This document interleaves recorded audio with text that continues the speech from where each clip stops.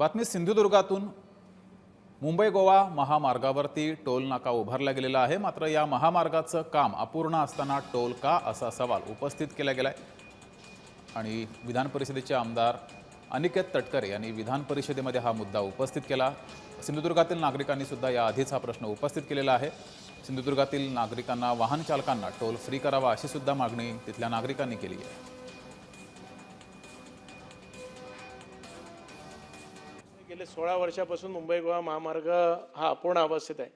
आज अनेक आमचे कोकणवासी या रस्त्यावरनं जाये करतात। अजूनही तो प्रवीण भाऊ रस्ता अपूर्ण असताना, मंत्री महोदय अपूर्ण असताना आता आपण टोल घ्यायला सभापती महोदय सुरू केले।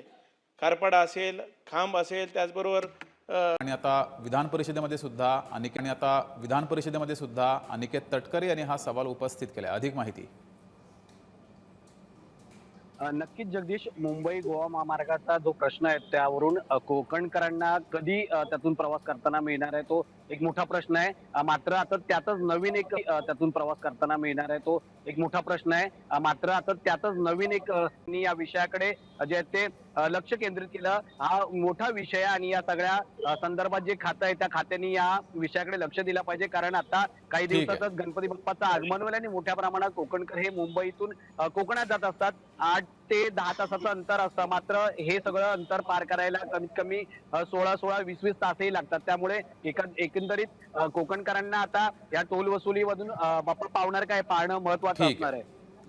तर सर्व प्रतिनिधी आपल्या सोबत जोडले होते, सर्वांचे धन्यवाद।